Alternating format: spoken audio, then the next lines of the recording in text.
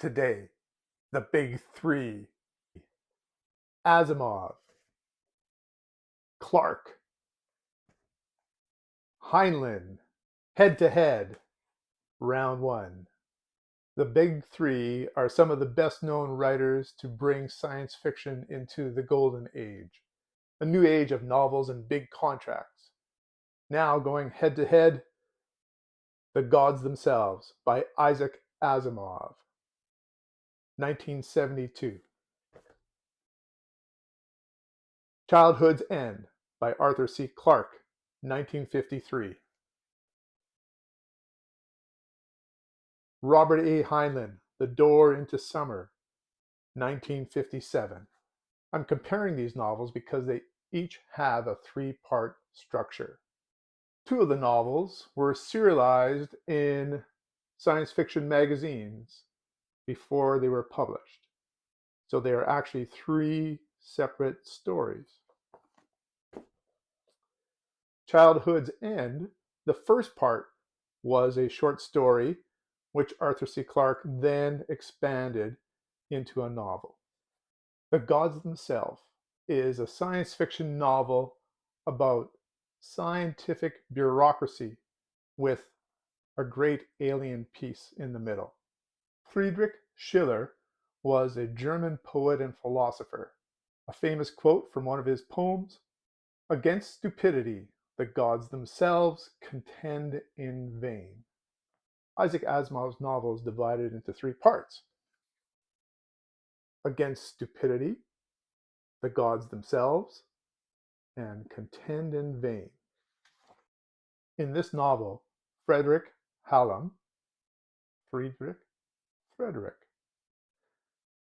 makes an accidental discovery when tungsten in his lab is turned into plutonium-186. It turns out that there is a connection to a parallel universe that doesn't share the same physical laws as our universe. And there is a pump or an exchange of tungsten for plutonium-186. All of a sudden, Earth has a source of free energy. Hallam credits himself for this discovery, not thinking too much about what's going on in the parallel universe, and becomes a scientific bureaucratic nightmare. Hallam wants all the power and prestige of the scientific discovery. He doesn't share any credit. Scientists who've worked with him and actually further the idea of the pump or exchange of energy between universes, they are discredited. If they do not do what Hallam wants them to do, he gets rid of them. He finds ways that they will not work in this field again. Physicist Peter Lamont believes that we should be trying to connect with the people who are in the parallel universe. As he tries to make connections with them, he also discovers that this free source of energy may actually have a harmful side effect. The pump actually increases the strong nuclear forces within our sun, perhaps meaning the end of our solar system. Messages are received from the parallel universe that confirm his fears. When Lamont informs Hallam, Hallam will not believe it. He would rather deny the existence of the problem than give up any prestige and power. Part 2, we discover who these aliens are. There are solids and mutables, liquid, sometimes even to the form of gas type beings on their planet. The mutable creatures are divided into three genders. There is emotionals, there is rationals, and there are parentals. The three genders merge as liquids or gas to procreate. They seek to create one of each of their genders in order to keep the population of their world growing.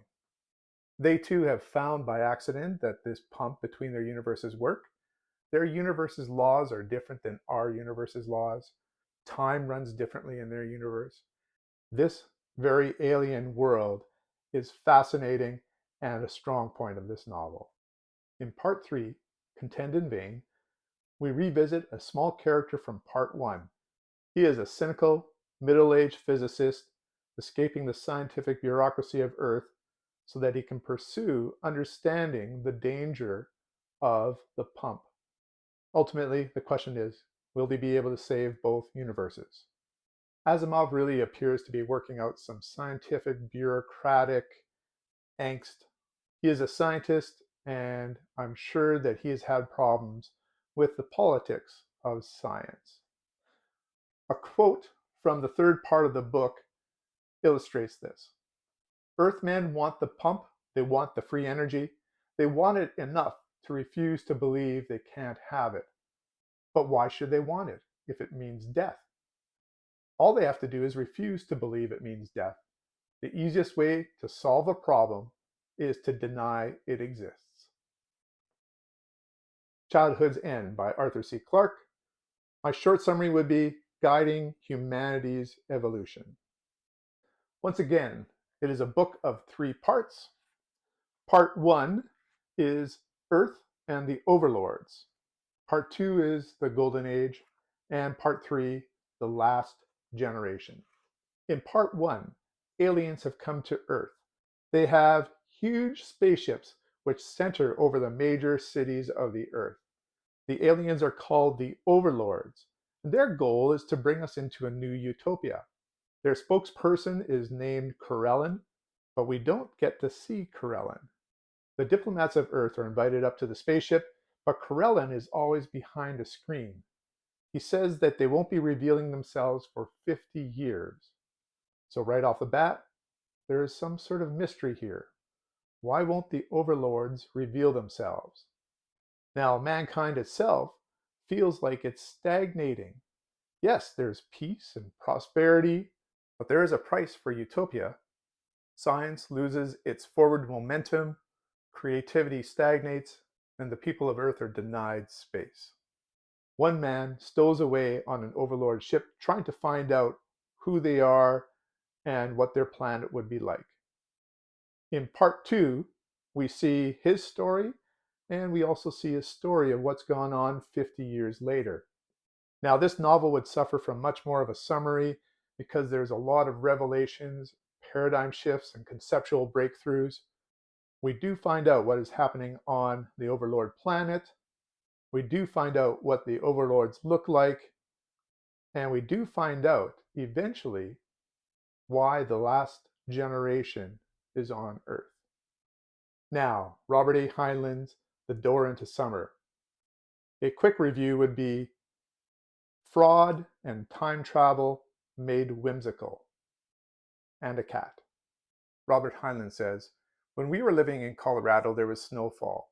Our cat, I'm a cat man, wanted to get out of the house, so I opened the door for him, but he wouldn't leave. Just kept on crying.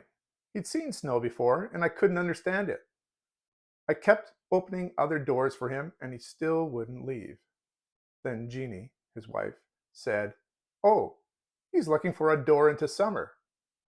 I threw up my hands, told her not to say another word, and wrote the novel The Door into Summer in 13 days.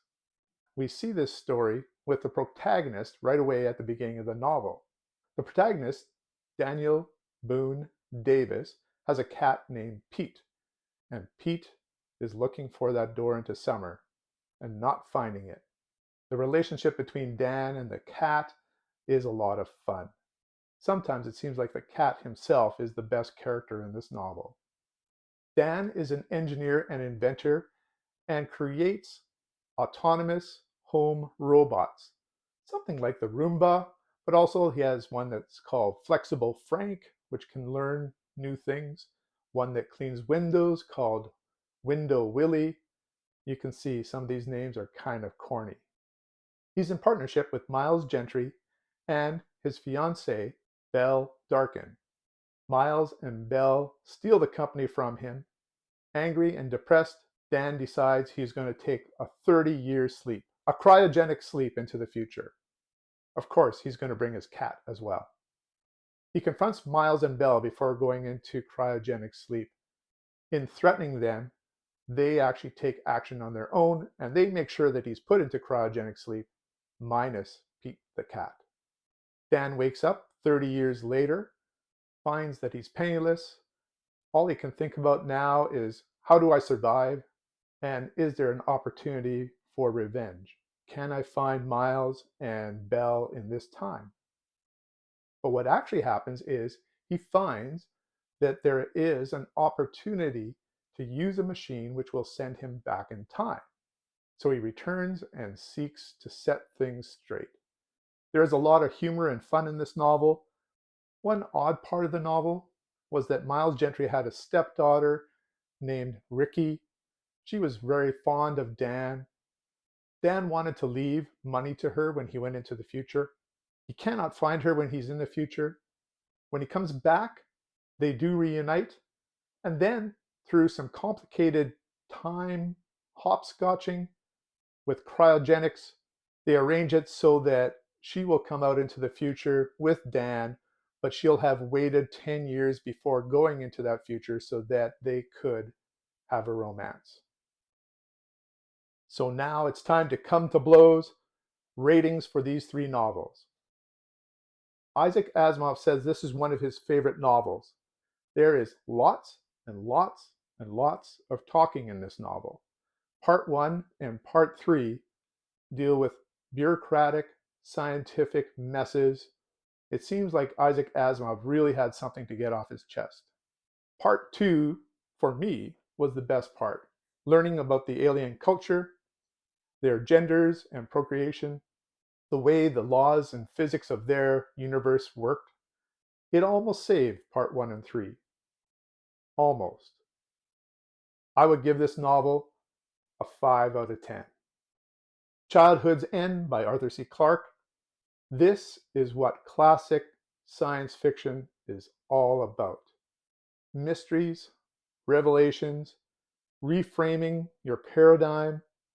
Clarke really hit it out of the ballpark with this one. This is one I would reread over and over again. This is my first 10 out of 10. And Heinlein's Door into Summer. The Cat was amazing. The whimsical way Robert Heinlein wrote about fraud and time travel and relationships continues to entertain to today. The science doesn't hold up so well, and there's that questionable relationship with Miles Gentry's stepdaughter. I give this book a 6 out of 10. So, round 1, third place. Second place, and first place by a mile, Childhood's End. Would you like to see round 2 between the big 3? I have some ideas of novels that I could use for round 2. For Asimov, I think I would use Caves of Steel. For Clarke, I would use 2001: Space Odyssey. And for Heinlein, I would use Starship Troopers. Let me know in the comments if you would like to see round 2. Do you have suggestions for another round of the big 3? What are your thoughts about the novels that I reviewed in this video?